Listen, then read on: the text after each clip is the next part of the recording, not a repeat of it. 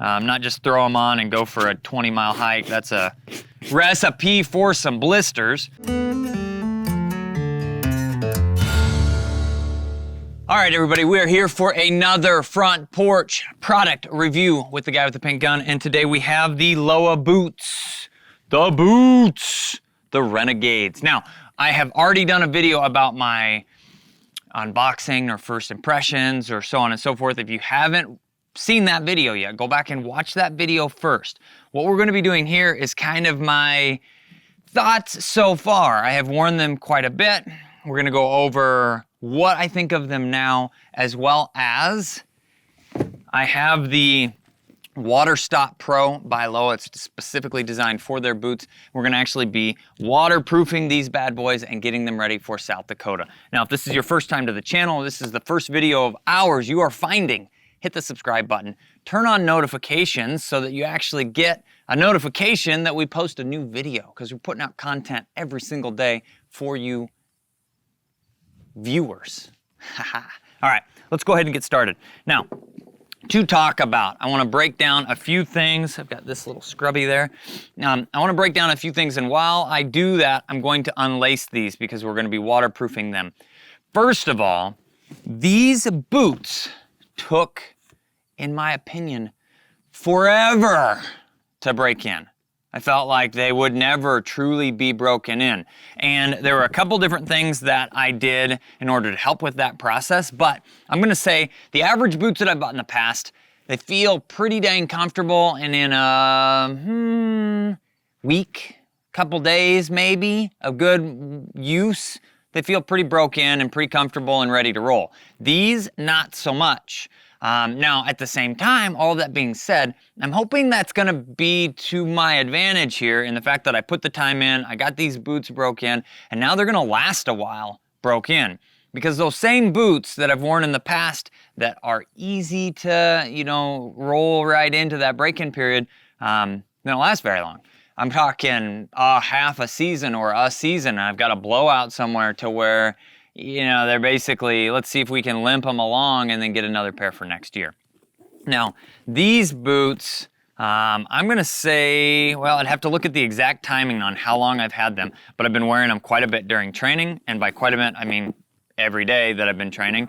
And I wore them out to, I was judging a hunt test not too long ago. I wore them in the rain. If you haven't seen that video, I did a video on the Orvis tough shell suit and how waterproof is it really. Go look for that video. But then I was wearing these boots, not rubber boots, not mock boots, these boots all day long in the rain, and my feet stayed dry. That's insane. And we'll say the waterproofing that these boots have is incredible. I totally expect it to be soaked all the way through. I didn't expect it was gonna rain that much, so I didn't prepare properly with rubber boots, but in this case, folks, I didn't need them. These Lowa Renegades say they're waterproof, and they really mean it. Most boots last for a while, and then the waterproofing, it's usually a chemical process, I believe, kind of gives up. Anything else you're typically working with that's rubber, and your feet sweat so bad in that stuff that you might as well just wear the regular boots and them soak all the way through. But I've got a little brush here.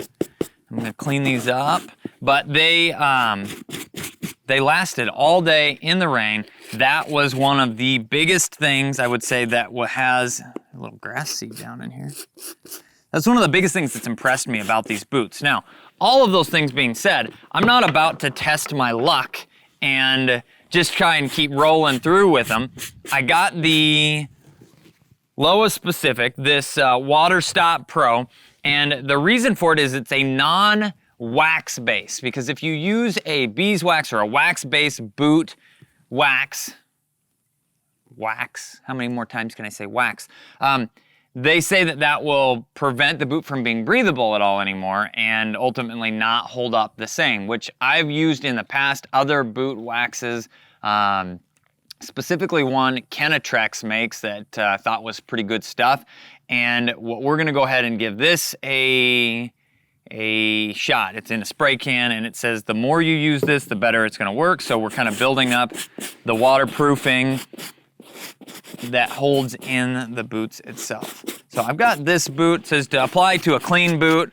I'm not gonna like wash these, but I am getting any of the abrasives off. This is an old pot scrubber, just a little, you know, light scrubbing here to get any dirt, dust, debris out of here before we try this waterproofing process. Now we'll move on to this one. Okay, so I talked about it taking a while for these boots to break in. A couple things that I did during the break-in process, because it was really stiff, for anybody that's kind of curious here, it was really stiff across, ooh, you see that right there? I got the old pigeon socks on, because we're gonna do a pigeon video today. But the problems that I had were kind of through the ankle-ish area. It was very stiff, which, yeah, good for support, but it kind of prevents good movement if you tighten them up all the way. And then I was getting kind of a stiff calf, just a smidgeny. And what I ended up doing was foregoing this loop here. I would just tie it up and go here to here and keep it just a smidgen looser to begin with while it was kind of breaking in. And then as I felt the boot start to really break in well, I backed up my tying and actually did tie into these, because I found that they were very beneficial once the leather started to break in a little bit and drastically more comfortable. So since when, I'll put up a date maybe on the screen of when we posted that last video, but I went to that test. I swear the boots were gonna get soaked all the way through. I've been training a fair amount in them. I've been wearing them. I started by wearing them just kind of around the house to go to town, whatever, pretty light use to begin with, like I do with most boots that I'm breaking in. Not just throw them on and go for a 20-mile hike. That's a recipe for some blisters, but I feel like they truly hit that, were broke in on that trip to Montana. We walked a little bit there, fair amount there, and that's when I went, yeah, these boots are broken now. They're comfortable. I'm not feeling any foot pain or any discomfort at all. They feel really, really, really good for me. But it took a little while to get there. So thoughts right now on that is it took a bit. Other than that, I'm absolutely loving these boots. Now, I'm gonna say overall wear and tear on them thus far, I'm not seeing anything other than they look a little bit dry right now, which I think is going to go away as soon as we start spraying them down. They look a little bit dry, like the leather could use some love, which is what we're going to do. But I'm not seeing any real wear elsewhere.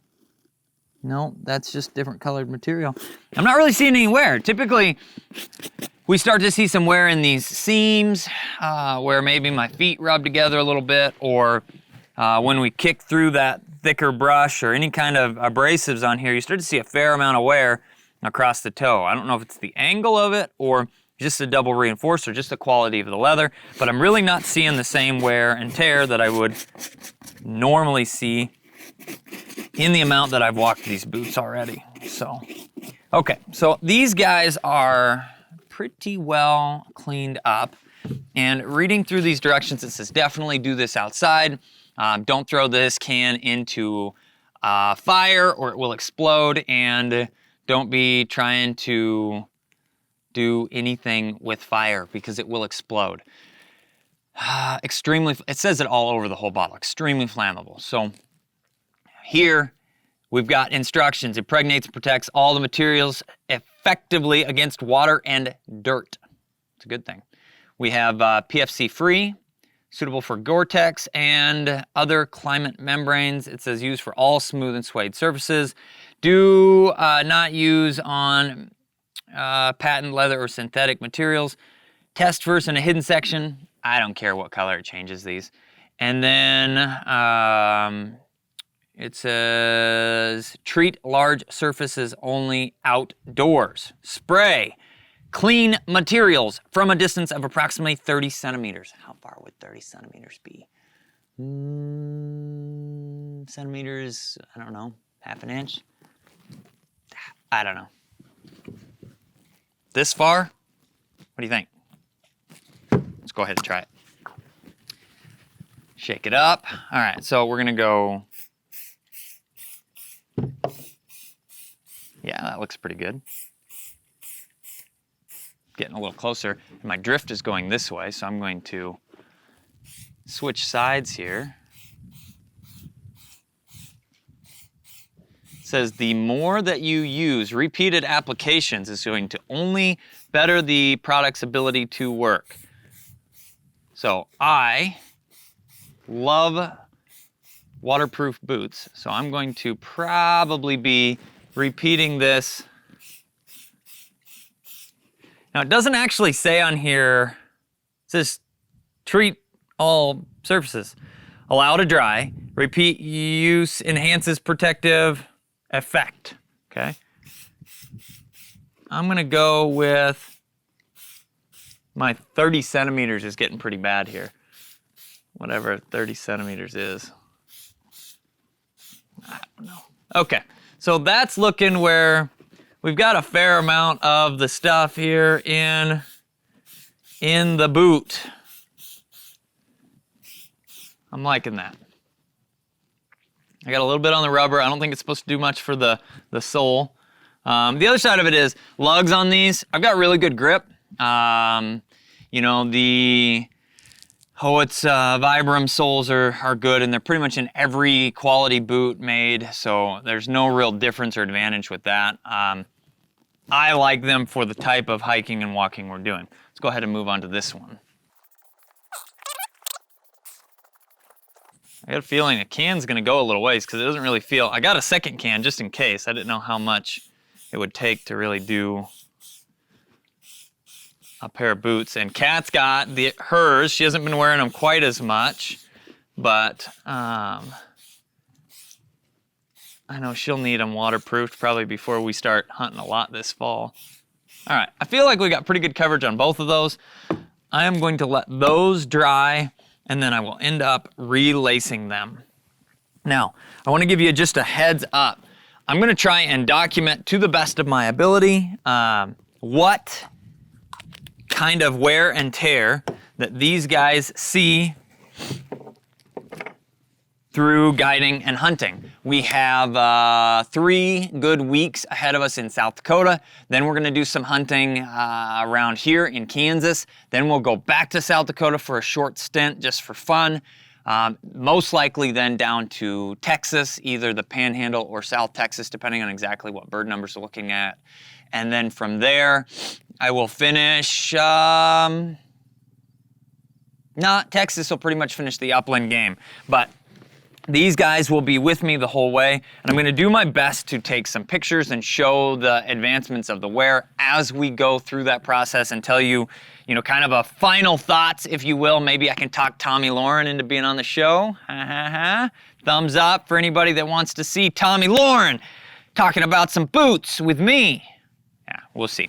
But I'm gonna do some final thoughts on how they made it through the full first season. But at this point, I'm gonna tell you I like them. I was not as excited about the long break-in period, but now that we're there, if they hold up and last and do a great job, it will be hard-pressed not to get more Lowa boots in the future. Thanks, guys, for watching. I'm the guy with the pink gun. These are my Lowa Renegade boots, and we will see you in the next video.